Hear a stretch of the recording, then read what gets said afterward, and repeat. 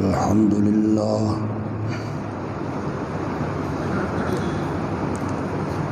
الحمد للہ وکفی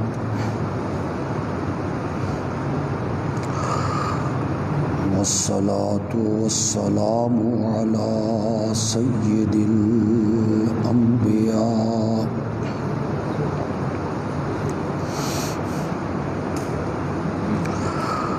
وعلى آلہ وأصحابہ الأتقیاء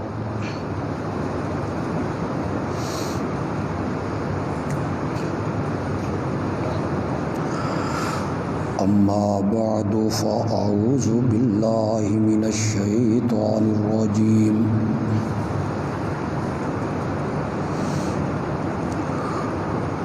بسم اللہ الرحمن الرحیم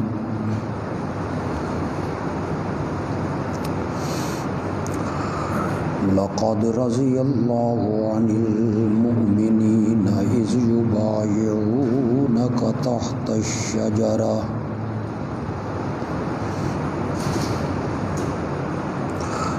اذ یبایعونک تحت الشجرۃ فعلم ما فی قلوبہم فأنزل السکینۃ علیہم وأصابہم فتحا قریبا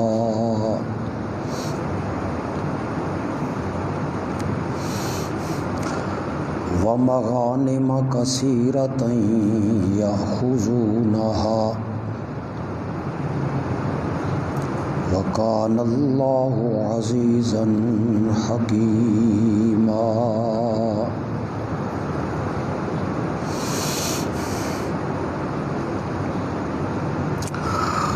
یقیناً اللہ ان مومنوں سے راضی ہو گیا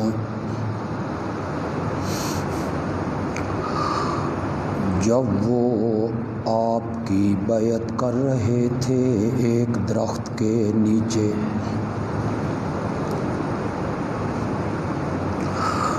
جو کچھ ان کے دلوں کا اخلاص تھا اللہ نے اسے جان لیا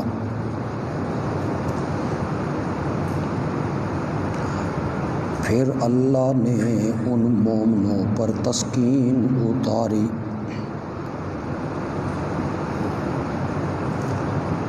اور انہیں ایک قریبی فتح عطا کی اس کے بدلے میں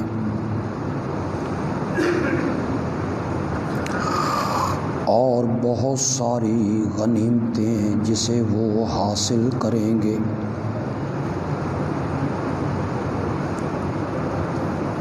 اللہ ہے غالب و حکمت والا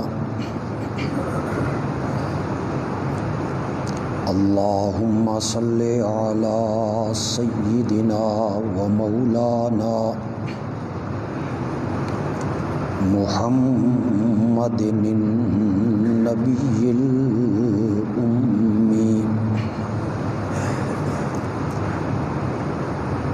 وعلی آلہ وصحابہ وبارک وسلم ثم صلی علیہ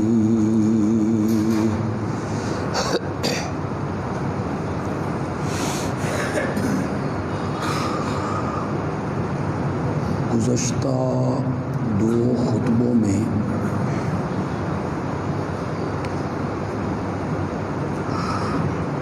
خلیفہ ثالث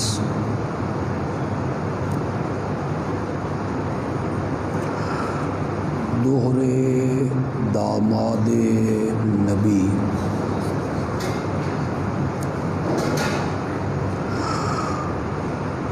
حضرت سیدنا عثمان رضی اللہ تعالی عنہ کی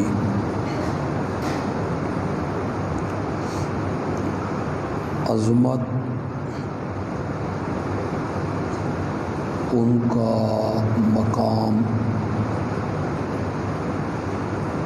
اور ان کی فضیلت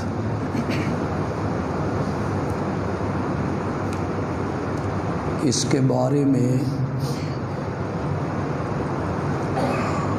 صلح حدیبیہ کے ضمن میں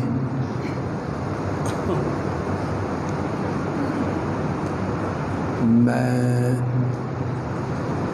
بہت سی باتیں بیان کر چکا ہوں۔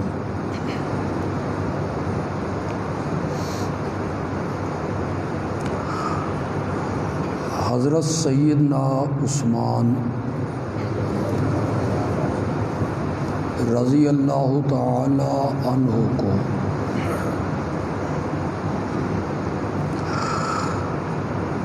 ایک انفرادی خصوصیت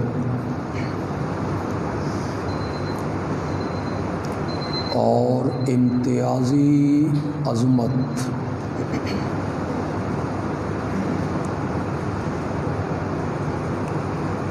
ایسی حاصل ہے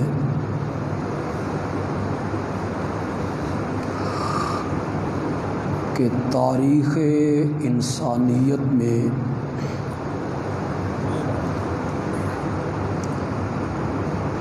کسی انسان کو وہ عظمت اور وہ فضیلت حاصل نہیں ہے۔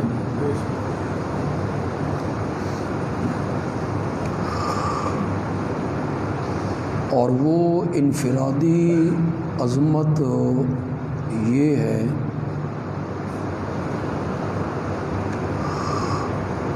کہ ان کے نکاح میں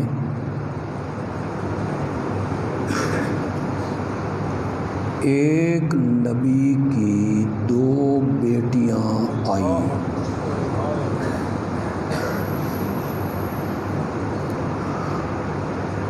حضرت آدم سے لے کر امام الانبیاء تک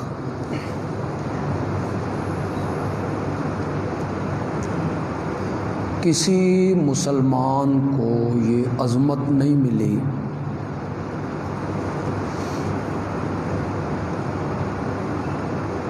کہ ایک نبی کی 2 بیٹیاں یکے بعد دیگر اس کے نکاح میں آئیں۔ تاریخ انسانیت میں یہ امتیازی اور انفرادی مقام صرف حضرت سیدنا عثمان رضی اللہ تعالی عنہ کا۔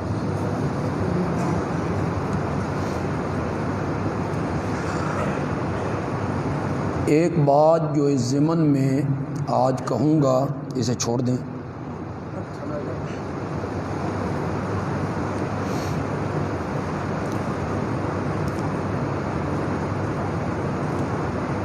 اور میری اس بات کو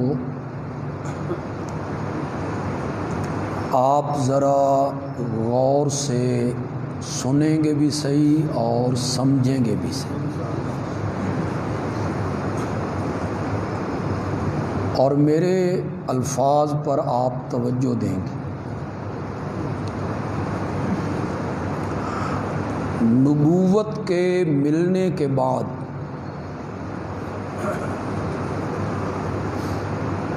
اور رسالت کے عطا ہونے کے بعد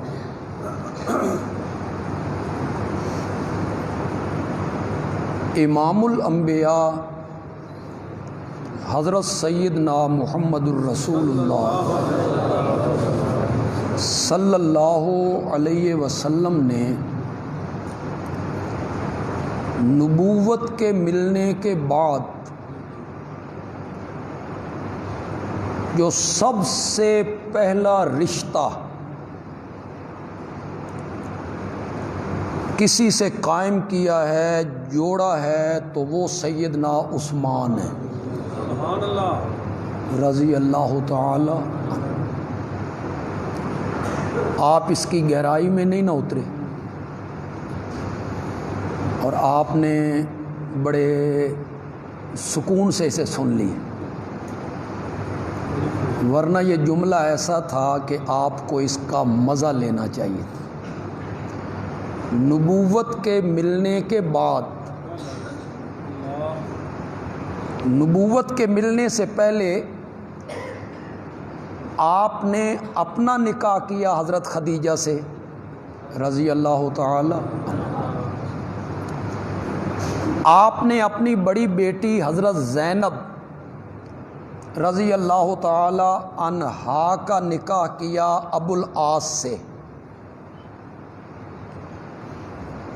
نبوت کے ملنے سے پہلے،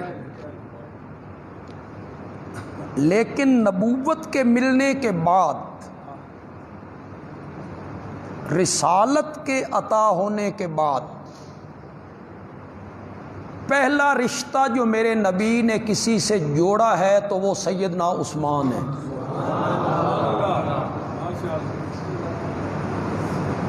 فرق ان دونوں میں یہ ہے کہ نبوت کے ملنے سے پہلے آپ رشتہ کرتے تھے اپنے ارادے سے، اپنی مرضی سے، اور نبوت کے عطا ہونے کے بعد وَمَا يَنطِقُ عَنِ الْهَوَىٰ إِنْ هُوَ إِلَّا وَحْيٌ يُوحَىٰ۔ پھر میرا نبی جو قدم اٹھاتا تھا وہ رب کے حکم اور اشارے پہ اٹھایا کرتا تھا۔ اگر اب بھی سمجھ نہیں آئی تو اسے مختصر جملوں میں سمجھا دیتا ہوں۔ نبوت کے ملنے سے پہلے جو رشتے قائم کیے وہ محمد ابن عبداللہ کی حیثیت سے کیے، اور نبوت ملنے کے بعد جو رشتہ قائم کیا وہ محمد الرسول اللہ بننے کے بعد صلی اللہ۔ اس میں بڑا فرق ہے، اس میں بڑا فرق ہے، اپنی مرضی سے رشتہ قائم کرنا اور رب کی مرضی سے رشتہ قائم کرنا۔ جب آپ نے اپنی دوسری بیٹی ام کلثوم رضی اللہ تعالی عنہا ان کے نکاح میں دیں تو کیا کہا تھا میرے نبی نے؟ یہ جبریل کھڑا ہے، یہ مجھے رب کا پیغام پہنچا رہا ہے کہ میں اپنی دوسری بیٹی بھی تیرے نکاح میں دے دوں۔ تو یہ کس کے حکم سے ہوا؟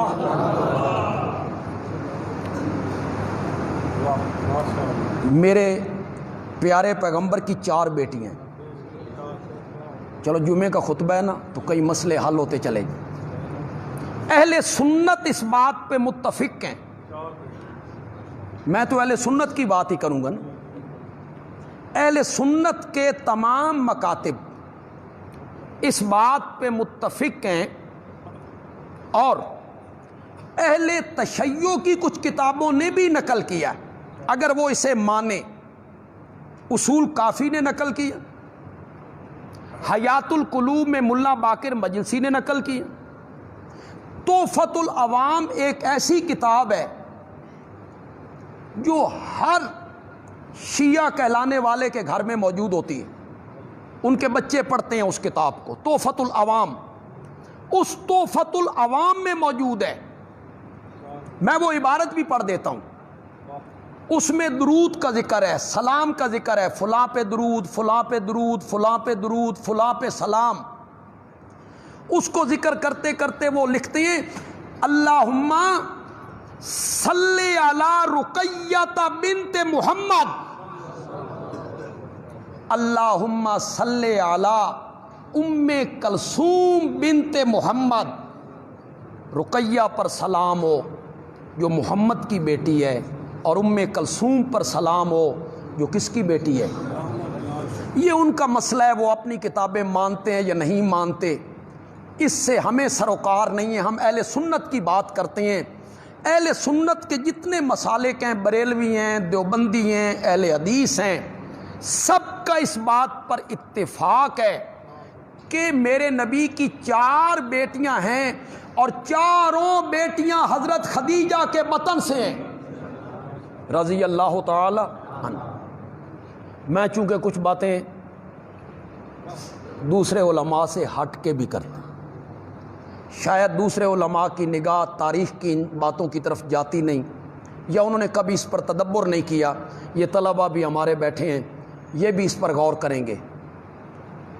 وہ جو میرے نبی نے نبوت کا دعویٰ کیا، پھر حضرت خدیجہ کو آ کے کہا میں نبی ہوں، انہوں نے کلمہ قبول کر لیا، پھر حضرت علی نے کلمہ پڑھ لیا، پھر حضرت ابوبکر نے پڑھ لیا، حضرت زید نے پڑھ لیا، وہاں رقیہ اور زینب کا ذکر کیوں نہیں ہوتا؟ ہوا ہے کبھی؟ وہ بچی تھی، چھوٹی تھی۔ کیا جب حضرت خدیجہ نے کلمہ پڑھا ہوگا تو حضرت زینب نے نہیں پڑھا ہوگا؟ حضرت خدیجہ نے کلمہ پڑھا ہوگا تو میرے نبی کی دوسری بیٹی رقیہ نے نہیں پڑھا ہوگا؟ لیکن آپ تاریخ کی زیادتی دیکھیں، وہ ان کا ذکر نہیں کرتے۔ یعنی جن لوگوں نے شروع میں اول کلمہ پڑھا، ان میں حضرت علی رضی اللہ تعالیٰ عنہ کا ذکر ہے، حضرت زید ابن حارثہ کا ذکر ہے، حضرت خدیجہ کا ذکر ہے، حضرت سیدنا صدیق اکبر کا ذکر ہے، لیکن میرے نبی کی ان بیٹیوں کا وہاں کوئی ذکر نہیں کرتا۔ تاریخ کی تو ویسے بہت ساری زیادتیاں ہیں جو مورخین نے ہمارے ساتھ کی ہیں، اور کچھ لوگوں نے ہم میں گھس کر کی ہیں، اور آج تک ہو رہی ہیں۔ یہ نہیں ہے کہ وہ اب ختم ہو گئی ہیں، آج تک وہ ہو رہی ہیں۔ تو آپ کا کیا خیال ہے؟ وہ شروع میں کلمہ پڑھنے والوں میں آپ کی بیٹی حضرت زینب شامل نہیں ہوں گی؟ حضرت رقیہ شامل نہیں ہوں گی؟ 2 بیٹیاں آپ کے نکاح میں دیں۔ ہم اہل سنت حسب نسب کے قائل نہیں ہیں۔ ہوں گے کچھ اہل سنت میں لوگ جو حسب نسب کے قائل ہیں، برادری کے، نسب کے، حسب کے، یہ فلاں کا بیٹا ہے، یہ فلاں کا پوتا ہے، یہ صاحبزادہ ہے، یہ پیرزادہ ہے، یہ سید زادہ ہے۔ ہوں گے کچھ لوگ، اہل سنت کے معتبر علماء اس کے قائل نہیں ہیں۔ قرآن کہتا ہے ہم نے یہ قبیلے اور قومیں صرف اس لیے بنائی ہیں کہ تمہاری پہچان ہوتی رہے، یہ عظمت اور فضیلت کا باعث نہیں ہے۔ اگر آپ تھوڑی سی عربی سمجھتے ہو تو مجھے ترجمہ بھی نہ کرنا پڑے۔ قرآن نے کہا ان اکرمکم، اکرم عزت والا، بہت عزت والا، بہت عزت والا، ان اکرمکم عند اللہ اتقاکم، تم میں سب سے زیادہ معزز اللہ کی نگاہوں میں وہ ہے جو سب سے بڑھ کر متقی، چاہے وہ کسی قبیلے سے تعلق رکھتا ہوں۔ شریعت نے تو اس کو ختم کیا، اس بات کو۔ قرآن نے کہا یہ قبیلے اس لیے نہیں ہے کہ اس پر تم فخر کرو میری فلانی قوم ہے، میں فلاں قوم سے تعلق رکھتا ہوں، نہیں۔ عزت کا معیار نسب، حسب، قوم، قبیلہ، صوبہ، ملک نہیں ہے۔ عزت کا اور عظمت کا معیار قرآن نے کیا قرار دیا؟ اتقاکم، جو تم میں سب سے زیادہ کیا ہو؟ متقی۔ وہ کلمہ پڑھ لے، اسے چچا گھر سے نکال دے، وہ ننگے بدن مدینے میں آ جائے، اس نے 2 کملیاں اوڑھی ہوئی ہوں، اس کے قوم قبیلے کا پتہ نہ ہو، حسب نسب کا پتہ نہ ہو، اور حضرت عمر اسے جھڑک دے کہ میں نماز پڑھ رہا ہوں، تو اونچا قرآن پڑھ رہا ہے، اور میرے نبی حضرت عمر کو منع کریں، یہ پہلے ہی رب کی راہ میں بہت ستایا ہوا ہے۔ اسے کچھ نہیں کہنا، اسے کچھ نہیں کہنا. ہاں سب مکہ فتح ہو گیا، اذان دینی ہے، 10,000 صحابہ موجود ہیں، مشرکین مختلف پہاڑیوں پہ چڑھے ہوئے ہیں، یہ منظر دیکھ رہے ہیں. حضرت علی بھی تو موجود تھے، حضرت عباس بھی موجود تھے، حضرت عباس موجود تھے، نبی پاک کے چچا موجود تھے، خالد ابن ولید جیسا جرنیل موجود ہے، حضرت طلحہ موجود ہیں، حضرت زبیر موجود ہیں، میرے نبی کے رشتہ دار موجود ہیں، ہاشمی موجود ہیں. میرے نبی نے بیت اللہ کی چھت پر آذان دینے کی عظمت کس کو عطا کی تھی؟ حسب نسب کے بت کو تو میرے نبی نے توڑ دیا تھا. یہ کیا ہوتی ہے ہم فلاں برادری ہے فلاں. اگر حجۃ الوداع کا خطبہ آپ میں سے، مجھے یقین ہے آپ میں سے بہت لوگوں کو یاد ہوگا،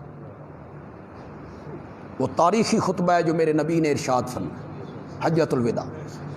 اس میں آپ نے کیا کہا تھا؟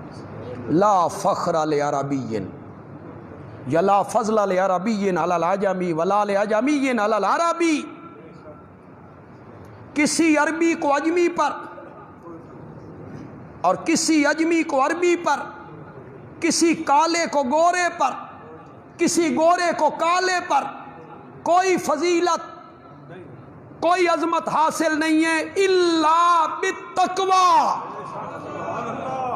فضیلت کا معیار میرے نبی نے کیا بتایا؟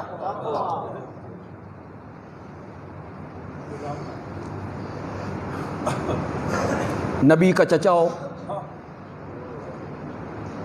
قریشی ہو، ہاشمی ہو، مکان میرے نبی کے ساتھ ہو، پڑوسی ہو، اس کو قبول نہ کرے تو قرآن کہتا ہے تبت یدا ابی لہب. وہ میرے نبی کا چچا ہے، حسب ہے، نسب ہے، رشتہ داری ہے، برادری ہے، خون ہے. قرآن نے کہا نہیں، تبت یدا ابی لہب وتب ما اغنی عنہ مالہ وما کسب. کچھ کام نہیں آئے گا. چہرہ ایسا ہے، ابو لہب اس کا نام ہے، اس کا نام ہے عبد العزیٰ. عبد العزیٰ اس کا نام ہے. لہب اس کے بیٹے کا نام ہے؟ نہیں. لہب کہتے ہیں آگ کے شعلے کو، آگ کا شعلہ. جس طرح شعلے میں سرخی نمایاں ہوتی ہے، اس کے رخسار اس شعلے کی طرح دمکتے تھے.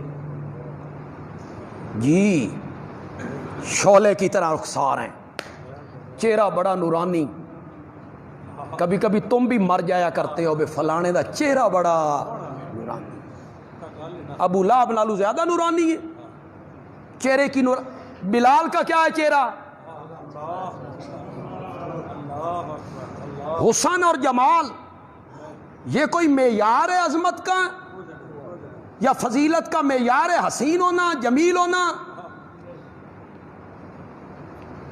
میرے نبی کا چچا ہے، پڑوسی ہے، ہاشمی ہے، ہاشمی ہے، قریشی ہے، برادری ہے، خون ہے، رشتہ دار ہے، جہنم میں جائے گا. حبشے کا بلال ہے، رنگ کالا ہے، حسب نسب کا پتہ نہیں، سوکھی پنڈلیاں ہیں، موٹے ہونٹ ہیں، زمین پہ چلتا ہے اور اس کے قدموں کی آہٹ رب جنت میں پہنچا کے رکھ دیا کرتا. اس حسب نسب کے چکر سے باہر نکلو. سیدی سین نو سلام ہے نا، اس بندے نو سلام ہے جو رب کا اور رب کے نبی کا حکم مانتے ہیں، نافرمانی کرے رب کی اور رب کے رسول کی، شراب پیے، نماز نہ پڑھے، صرف اس لیے کہ قومیت اس کی یہ ہے، یہ فلاں کا بیٹا ہے.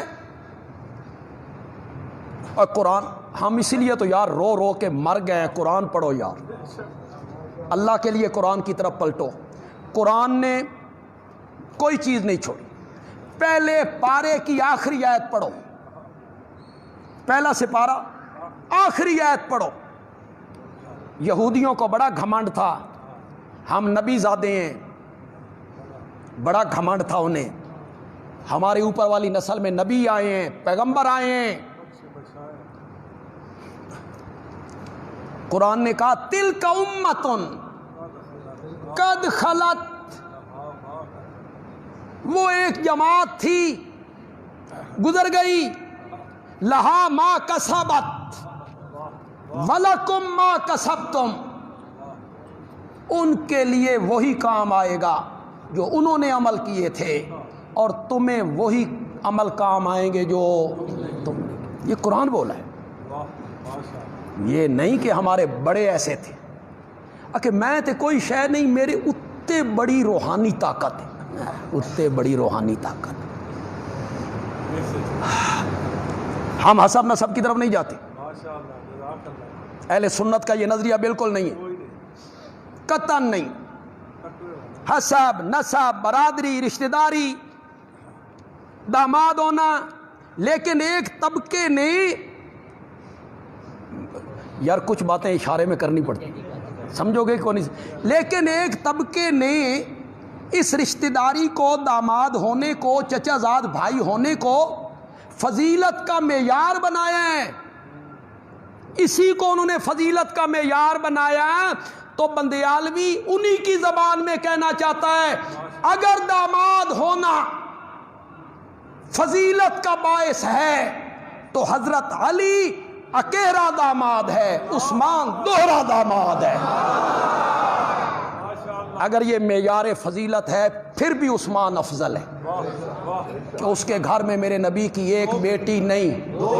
زور سے بولو، زور سے۔ کچھ باتیں بڑی تلخ ہوتی ہیں، میں یہاں کرنا نہیں چاہتا۔ میں تمہیں بخاری کی وہ روایت نہیں سنانا چاہتا جب سیدہ فاطمہ اپنے بچوں کو گلے سے لگا کے روتی ہوئی بابا کے گھر آئی تھی، میں تمہیں نہیں سنانا چاہتا۔ میں تمہیں بخاری کی وہ روایت نہیں سنانا چاہتا جسے فریقین کی کتابوں نے نقل کیا۔ حسن کو، حضرت حسین کو، اپنی بیٹی زینب کو انگلی سے لگائے ہوئے، کسی کو کاندھے پہ اٹھائے ہوئے، فاطمہ میرے نبی کے گھر روتی ہوئی آئی تھی۔ میں تمہیں وہ نہیں بتانا چاہتا، میں تو تمہیں پیار کی باتیں بتانا چاہتا ہوں، محبت کی باتیں بتانا چاہتا ہوں۔ میں تو تمہیں یہ بتانا چاہتا ہوں کہ وہاں بیٹی روتے ہوئے گھر آتی ہے، اور یہاں میرا نبی دوسری بیٹی کے انتقال پہ کہتا ہے عثمان میری 40 دھیاں ہوندیاں نہ میں تیرے نکاح دیندہ چلا جاتا، میری 100 بیٹیاں ہوتی میں تیرے نکاح میں دیتا چلا جاتا۔ ذرا فرق دیکھو، فرق دونوں میں، دونوں دامادوں میں فرق دیکھو۔ میری 100 بیٹیاں ہوتی نا، یکے بعد دیگر مرتی چلی جاتی، میں 100 کی 100 بیٹیاں تیرے نکاح میں دیتا چلا جاتا۔ یہ 100 کا لفظ کثرت سے کنایا ہے، معین عدد مراد نہیں ہے، کثرت سے کنایا ہے۔ یہ جتنی بیٹیاں بھی ہوتی، میں یہ جملے اکثر کہا کرتا ہوں، چلو پھر کہتا ہوں، ایمان تازہ ہو جائے، ایمان تازہ ہو جائے۔ کچھ نئے لوگ آئے ہیں تو وہ بھی اس سے محظوظ ہوں گے۔ بیٹیوں والوں، جن کی بیٹیوں کی شادیاں ہو گئی، اگر بیٹی تنگ ہو، داماد غلط آدمی ہو، مارتا ہو، پیٹتا ہو، گالیاں بکتا ہو،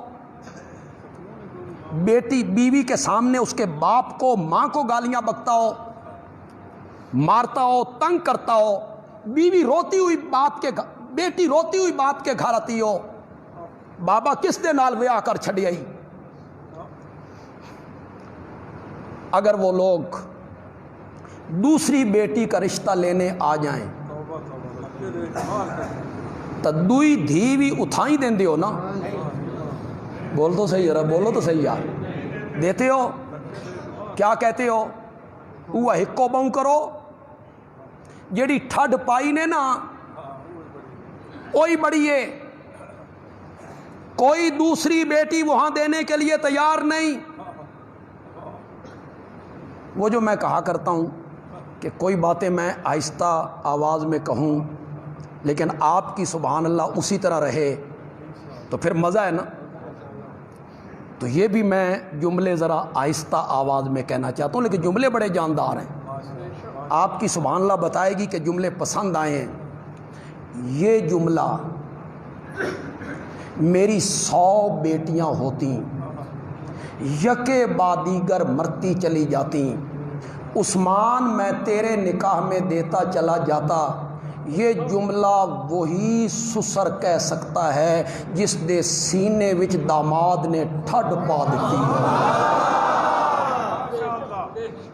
یہ جملہ وہی سسر کہہ سکتا ہے تیرے جیسا داماد مجھے نہیں ملنا. میری 100 بیٹیاں ہوتی میں 100 کی 100 بیٹیاں تیرے نکاح میں دیتا چلا جاتا. حضرت عثمان کے ذوالنورین ہونے کی جو سب سے بڑی وجہ ہے وہ یہی ہے کیا کہ ان کے نکاح میں ایک نبی کی کیا ہیں؟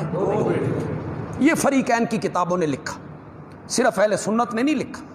فریقین کی کتابوں نے لکھا کہ اس لیے ان کو ذوالنورین کہتے ہیں. میں نے کہا صرف یہ وجہ نہیں ہے. اگر یہ وجہ ہوتی تو حضرت علی کو ذوالنور کہنا چاہیے تھا، ایک نور والا. یہ 2 نوروں والا، وہ ایک نور والا. میں کہتا ہوں کہ یہ وجہ بھی ہے. اس کے علاوہ ان کے ذوالنورین ہونے کی کچھ اور وجوہات بھی ہیں. یہ وجہ بھی ہے، اس کا انکار نہیں کر رہا ہوں. یہ وجہ بھی ہے اور بنیادی وجہ یہی ہے، لیکن اس کو ذرا فراخ کریں، وسیع کریں. اس کے علاوہ کچھ وجوہات ان کے ذوالنورین ہونے کی اور بھی ہیں. ان میں سے ایک وجہ یہ ہے کہ تاریخ اسلام میں 2 مقام ایسے آئے، دونوں جگہ پہ حضرت عثمان موجود نہیں پر میرے نبی نے ان کو موجود مانا تھا. 2 جگہیں ایسی آئی ہیں، حضرت عثمان وہاں موجود نہیں ہیں، میرے نبی نے انہیں عملی طور پہ موجود مانا. ان میں ایک بدر ہے. بدر حضرت عثمان کیوں موجود نہیں؟ ان کی اہلیہ بیمار ہے. حضرت رقیہ رضی اللہ تعالی عنہا، ان کی تیمارداری کرنے والا، بیمار پرسی کرنے والا، دیکھ بھال کرنے والا کوئی نہیں. آپ نے فرمایا تم یہاں رہو، بیمار پرسی کرو، دیکھ بھال کرو، تجھے رب بدر کے غازیوں کا ثواب عطا کرے. اس لیے یہ بدر میں نہیں آ سکے. جس دن بدر کی فتح کی خوشخبری لے کر قاصد مدینے میں داخل ہوا، عین اس ٹائم حضرت رقیہ جنت البقیع میں دفن ہو رہی تھی. وہ جب خوشخبری لے کے آیا کہ اللہ نے فتح عطا کی، ان کی تدفین ہو رہی تھی. میرے نبی نے اجر میں بھی انہیں بدر کا غازی مانا، اور جب مال غنیمت کی تقسیم کا وقت آیا ایک حصہ الگ کیا. صحابہ نے پوچھا یہ حصہ جو آپ الگ کر رہے ہیں یہ کس کا ہے؟ فرمایا یہ عثمان کا حصہ ہے. مال غنیمت میں سے بھی میرے آقا نے ان کا حصہ نکالا، بدر کا غازی مانا. یہ جو بدر کے غازی ہیں 313، یہ معمولی لوگ ہیں؟ بولتے کیوں نہیں ہوئی؟ گالیاں نکالنا، سبکی کرنا، تبرہ کرنا، مذاق اڑانا آسان ہے. قرآن پڑھو، لَقَدْ نَصَرَكُمُ اللَّهُ بِبَدْرٍ وَأَنْتُمْ أَذِلَّةٌ. فرشتے اتارے، آسمان سے 1000 فرشتے اترے. وہ جو 3000 کا وعدہ تھا نا اور 5000 کا وہ مشروط وعدہ تھا، وہ اترے نہیں، اترے صرف 1000. مشروط وعدہ بہی طور کہ مشرکین نے افواہ اڑا دی ہمارے 5000 فوجی اور آ رہے ہیں، کمک پہنچ رہی ہے فلاں طرف سے، تاکہ مسلمانوں کے حوصلے پست ہو جائیں. جب یہ اطلاع یہاں پہنچی مسلمان تھوڑے سے افسردہ ہوئے. اللہ نے فرمایا فکر نہ کرو، ان کے 5000 فوجی آئے نا تو میں 5000 فرشتے اور اتاروں. پھر انہوں نے افواہ اڑائی 3000 فلاں طرف سے آ رہے ہیں. اللہ نے فرمایا اگر وہ 3000 ان کے آئے نا تو میں 3000 فرشتے اور اتاروں. نہ ان کے 5000 آئے نہ ان کے 3000 آئے تو یہ بھی نہ آئے، 1000 فرشتے اترے تھے. اور جبریل امین نے آ کے اطلاع دی کہ آسمان کے تمام فرشتوں میں ان کی تعداد اللہ بہتر جانتا ہے. بس اندازہ لگائیں آپ تھوڑا سا. میں ایک بات آپ کو کہہ دیتا ہوں، بیت المعمور ہے نا فرشتوں کا قبلہ، ہر روز 70,000 فرشتے اس کا طواف کرتے، ہر روز 70,000 فرشتے. جو ایک دفعہ طواف کر کے نکل گیا نا اب قیامت تک اس کی باری نہیں آئی. کتنی تعداد ہوگی ملائکہ کی؟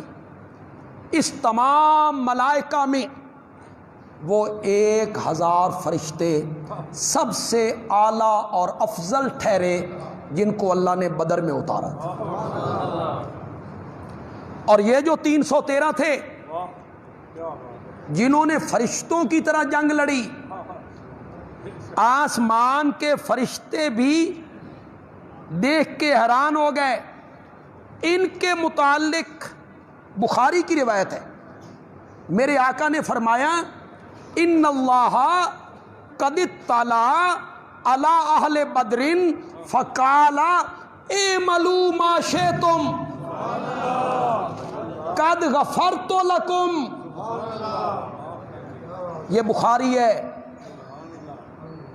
باتیں بنانا اور تبرہ کرنا بڑا آسان ہے، سبکی کرنا، مذاق اڑانا، صحابہ کا مذاق اڑانا، ابو بکر کا، عثمان کا تقریروں میں، یہ آسان ہے. اسے دیکھیے ذرا میرا آقا کیا کہہ رہا ہے.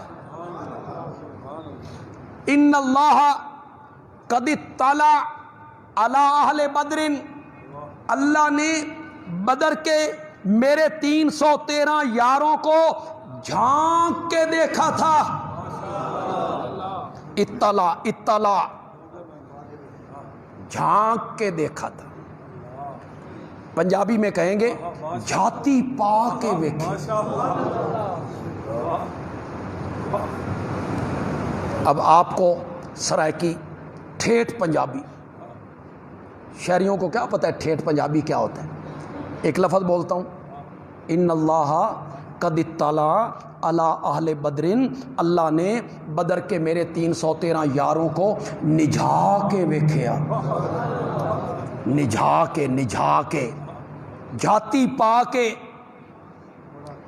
دل دیکھا، دل میں ایمان دیکھا، سینہ دیکھا، اس میں محبت نبی کو دیکھا، ان کا دل دیکھا، اس میں قرآن کی محبت کو دیکھا.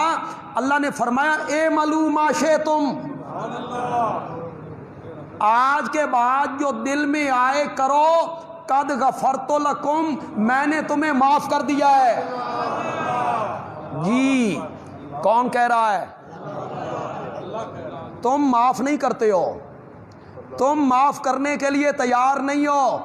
اور عرش والا کہتا ہے قد غفرت لکم، میں نے انہیں معاف کر دیا ہے. یہاں میں ایک بات کہتا ہوں کہ معاف کرنا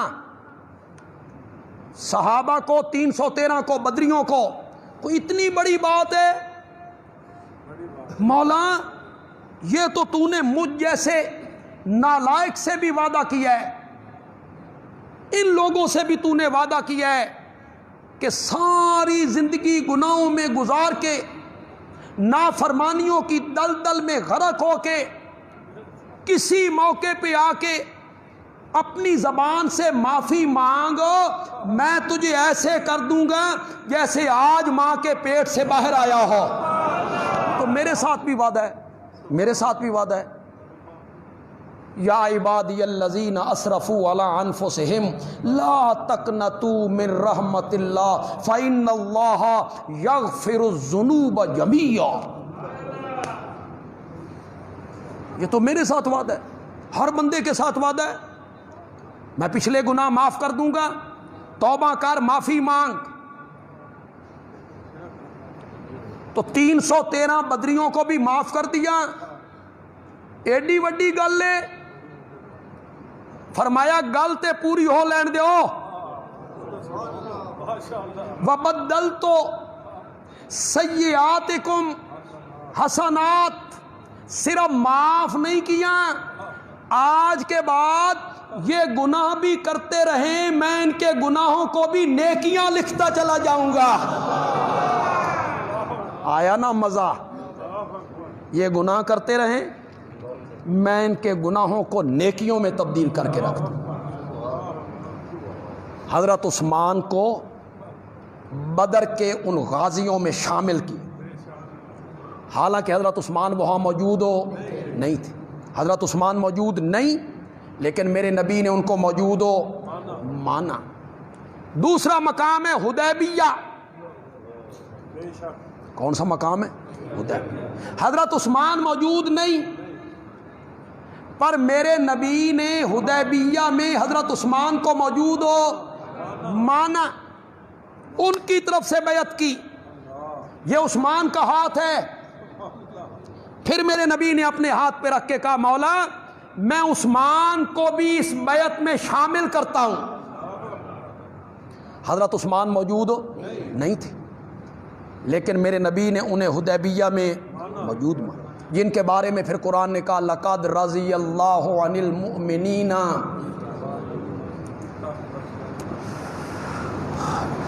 کچھ نئے احباب مجھے نظر آ رہے ہیں۔ یہ جو حدیبیہ کا واقعہ ہے، حضرت عثمان چلے گئے، وہاں افواہ اڑ گئی، قد قتل عثمان، قد قتل عثمان، عثمان شہید ہو گئے۔ افواہ اڑتے اڑتے حدیبیہ میں پہنچی، 6 میل کا فاصلہ ہے۔ میرے نبی نے بیعت لینی شروع کر دی، نکلو خیموں سے، بیعت کرو، عثمان کے خون کا بدلہ لے کر جائیں گے، جب تک عثمان کا قصاص نہیں لیں گے یہاں سے نہیں جائیں گے۔ جو بات کہنا چاہتا ہوں اس سے پہلے ایک اور بات ذہن میں آ گئی، لیکن یہ بات تھوڑی سی مشکل ہے، پتہ نہیں آپ کو سمجھ آئے یا نہ آئے، اللہ کرے سمجھ آ جائے۔ افواہ غلط تھی، خبر غلط تھی، اس کے باوجود میرے نبی نے عثمان کے قصاص کا نعرہ لگایا، عثمان کا قصاص لینا ہے، بدلہ لینا ہے۔ 1400 صحابہ کو اس میں جھونک دیا میرے نبی نے، ابو بکر، عمر، حضرت علی، طلحہ، زبیر، سبو، عثمان کے خون کا بدلہ لینا ہے۔ آج جو بنیاد میرے نبی نے قائم کی تھی، حضرت عثمان کی شہادت کے بعد اسی سنت کو لے کر معاویہ اٹھ کھڑا ہوا تھا۔ عثمان کے خون کا بدلہ لینا ہے، یہاں میرا نبی خود لینا چاہتا ہے۔ حضرت میرے نبی نے آج بتایا کہ اگر عثمان کو شہید کر دیا جائے تو پھر اس کا خون ایسا نہیں ہے کہ اس کے قصاص کا بدلہ، اس کا قصاص نہ لیا جائے، بدلہ نہ لیا جائے، اس کا بدلہ لیا جائے گا۔ حضرت معاویہ اسی کو لے کر اٹھے تھے کہ حضرت عثمان کی اہلیہ کی 4 انگلیاں کٹ گئیں، 84 سال کے عثمان کو خاک و خون میں 40 دن پیاسا رکھ کے تڑپایا گیا، اس کا بدلہ لیا جائے، قاتلوں سے بدلہ لیا جائے۔ یہ تو بات میں نے ضمناً کہی. اصل بات جو کہنا چاہتا ہوں وہ یہ ہے، یہ خبر غلط تھی، یہ افواہ تھی. میرے نبی نے بیعت لے لی. جتنے لوگ یہاں بیٹھے ہو، نوجوان بھی ہیں، پڑھے لکھے لوگ ہو، سب بولو یہ سب کچھ حقیقت تھا یا ڈرامہ ہو رہا تھا؟ پھر سوچ لو. نبی پاک کو یہ پتہ تھا کہ عثمان زندہ ہے؟ اور اگر پتہ تھا تو پھر تو یہ مذاق بن جائے گا. یہ علم ہو کہ عثمان زندہ ہے، پھر تو یہ مذاق بن جائے گا بھائی. تو ماننا پڑے گا کہ علم غیب یہ خاصہ انبیاء کا نہیں ہے، عرش والے کا ہے. غیب کا عالم کون ہے؟ غیب کو جاننے والا، عالم الغیب. علم غیب صفت انبیاء اولیاء کی نہیں، کس کی ہے؟ پھر ایک اشارہ کرنا چاہتا ہوں، نبی بھی زندہ ہیں، اور وہ جو 1400 ہیں وہ ولیاں نالوں تے گھٹ نے. نہیں یار، بولو بولو، اولیاء اللہ ان کا مقابلہ کر سکتے ہیں؟ کہانیاں بناتے رہتے ہو یار، لوگ بھی کہانیوں پہ خوش ہوتے رہتے ہیں. کل میں نے ایک خطیب کی، بڑا نام ہے یار اس کا، کراچی کا ہے وہ، میں بڑا حیران ہوا اس کے فہم پر، اور اس سے زیادہ میں حیران ہوا سامعین پر. ان میں یار کوئی کالج کا پڑھا ہوا لڑکا، کوئی پروفیسر، کوئی وکیل، کوئی پڑھا لکھا تاجر، ملازم طبقہ یار سننے والوں میں موجود نہیں ہے جو کچھ سوچے، فکر کرے، تدبر کرے کہ مولانا کیا کہہ رہے ہیں، اٹھ کے مولانا سے دلیل پوچھ لے. مولانا فرمایا کہ حضرت شیخ عبد القادر جیلانی رحمۃ اللہ علیہ اپنے بستر میں تھے، مرید پاس بیٹھے ہوئے تھے، انہوں نے ہاتھ کو اس طرح کیا تو مریدوں نے دیکھا بھئی ہاتھ گیلا ہو گیا، پانی لگ گیا ہے. تو مریدوں نے پوچھا کہ حضرت یہ کیا ہوا ہے سب کچھ؟ تو فرمایا فلاں سمندر میں، دریا میں میرا ایک مرید کشتی پہ تھا تو کشتی اچکولے کھانے لگ گئی، تو اس نے مجھے وہاں سے پکارا، اور میں نے یہاں سے ہاتھ بڑھا کے اس کی کشتی کو کنارے پہ لگا دیا. لوگ کیا سبحان اللہ. آپ جو سبحان اللہ کہتے ہیں نا، یہ انہوں دی سبحان اللہ دے مقابلے تو ہے ہی کچھ نہیں. وہ جو سبحان اللہ کہتے ہیں وہ ساتھ ہاتھ بھی اس طرح کرتے ہیں. یار کوئی پڑھا لکھا بندہ، حضرت لوط علیہ السلام نے جو کہا تھا الیس منکم رجل رشید، الیس منکم رجل رشید، سارے ہی بدماش تھے نا، آ گئے گنڈے، یہ لڑکے ہمارے حوالے کرو. تو حضرت لوط کہتے ہیں الیس منکم رجل رشید، میں نہ کرتا ہوں تواڈے وچ ایک بھی بندے دا پتر نہیں، ایک بھی بندے دا پتر نہیں. یار تم میں کوئی بھلے مانس بندہ نہیں ہے جو ان کو روکے؟ بھئی مہمان ہیں. ان کو بھی میں کہتا ہوں الیس منکم رجل رشید، تم میں کوئی پڑھا لکھا بندہ، سمجھدار، کالج کے پڑھے ہوئے لڑکے، کشتی کہاں ڈوب رہی ہے وہ پکار رہے ہیں، اور وہ مرید پکار رہا ہے، یہ پکار یہاں سن رہے ہیں، یہیں سے ہاتھ بلند کر رہے ہیں، اوے لوگوں اللہ کا قرآن پڑھو. تمہیں بندیالوی دعوت دیتا ہے، بندیالوی کہتا ہے قرآن پڑھو، قرآن کشتی ہے، اس میں اللہ کا پیغمبر موجود ہے. بولو تو صحیح یار، بولو تو صحیح، کون ہے؟ کون ہے؟ بھی زندہ، کشتی میں بیٹھا ہوا ہے، پڑھو قرآن. کشتی ہے، پیغمبر خود کشتی کے اندر موجود ہے. ہاتھ بلند کر کے کنارے نہیں لگانا، ہاتھ بڑھا کے کشتی کو کنارے نہیں لگانا، کشتی کے اندر ہے، بے شک بے شک، کشتی گرداب میں آئی، ایک بندے کو باہر نکالنا ہے، قرآن اندازی کرو، قرآن اندازی کی گئی، نام کس کا نکل آیا؟ اللہ اکبر اللہ اکبر، لوگوں نے کہا نہیں یار، صورت شکل معصومیت، نہیں یار نہیں، دوبارہ قرآن اندازی کرو، دوبارہ قرآن اندازی کی، نام پھر حضرت یونس کا، انہوں نے کہا نہیں یار، یہ لوگ سمندروں میں ڈالنے کے قابل ہیں، دریاؤں میں ڈالنے کے قابل ہیں، نہ یار نہ، تیسری مرتبہ قرآن اندازی کر۔ میں کہا کرتا ہوں شکر ہے تسی اس ویلے کوئی نہیں سمجھ،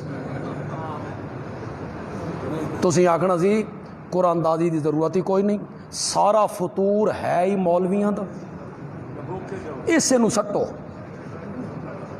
تاں کشتی بچ دیئے، بڑے تنگ ہیں نا مولویوں سے، اور مولوی کو یار آپ دیتے کیا ہے؟ امام، خطیب، مؤذن، کیا تنخواہ؟ کل پڑھا ہے آپ نے واقعہ پھالیا میں جو ہوا؟ پڑھا ہے تم نے؟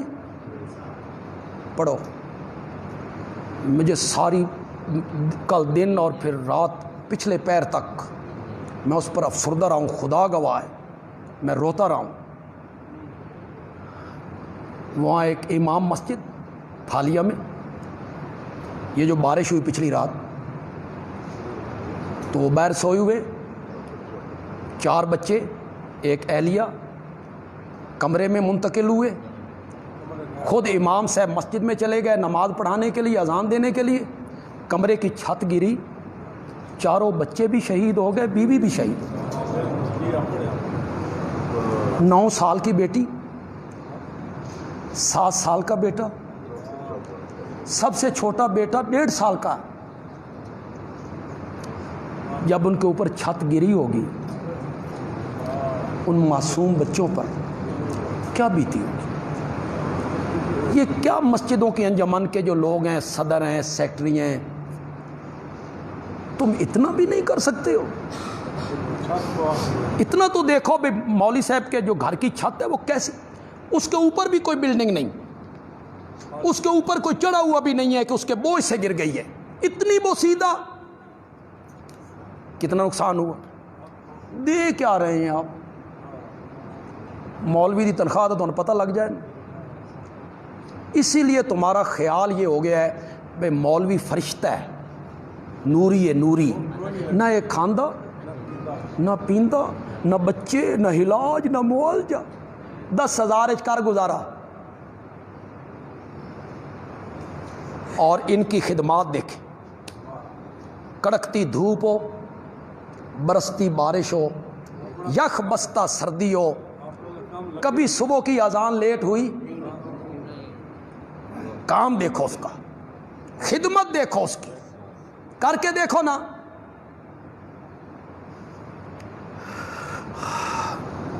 پتہ نہیں میں کہنا کیا چاہتا تھا، ہاں تم نے کہنا تھا انہیں حوالے کر دو، ملک دا بیڑا غرق ہی نہ کیتا، تو تمہارا علاج یہی ہے، جنہوں نے غرق کیا انہیں آپ نے چھوڑ دیا، وہ بچ گئے سارے، سارا ملبہ ہمارے اوپر آ گیا ہے۔ یہ مشرقی پاکستان میں اساں الگ کیتا، مولوی نے، ہم نے الگ کیا ہے، اور یہ جو سڑکیں بنتی ہیں اور تیسرے سال سڑک ٹوٹ جاتی ہے، یہ بھی اساں بنانے ہیں، ہم بناتے ہیں، یہ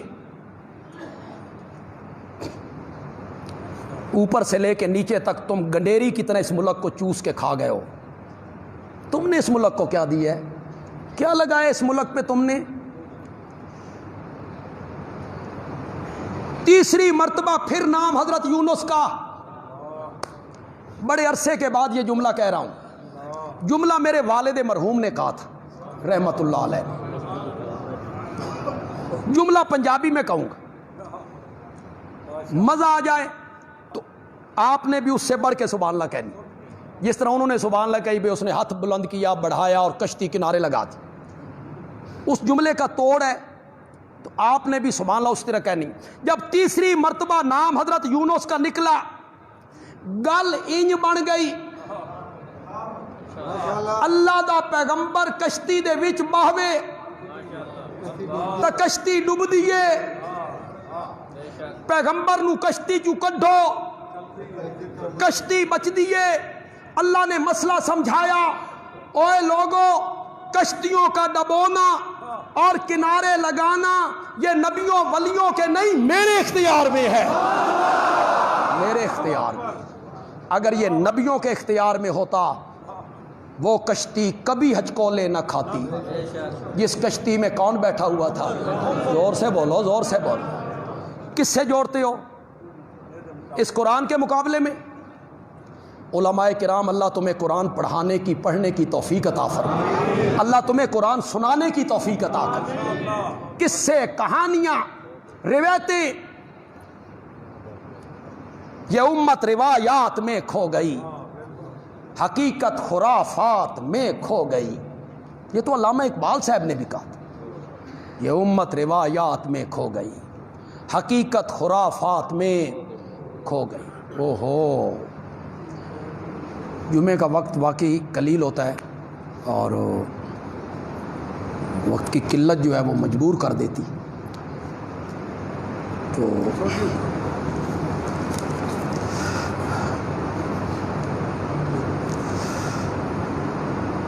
دیکھیں یہ پوچھتے ہیں بھئی ہم تجارت میں منافع کتنا لے سکتے, کوئی شرح نہیں مقرر,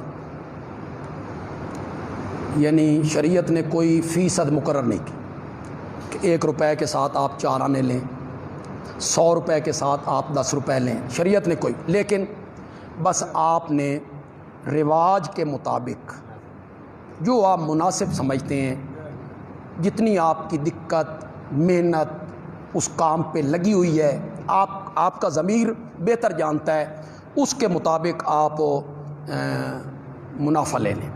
18 بلاک کا درس انشاءاللہ شروع کریں گے, لیکن یہ 10 محرم کے گزرنے کے بعد 10 محرم سب دعا کرو.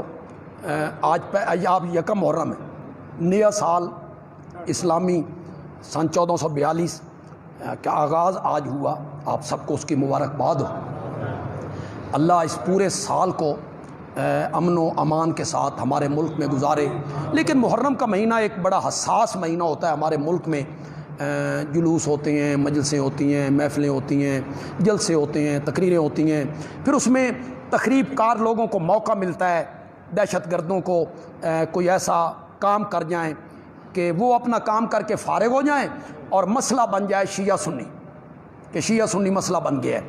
تو دعا کیا کرو اللہ یہ ایام جو ہیں اللہ امن سے گزار دے پورے ملک میں.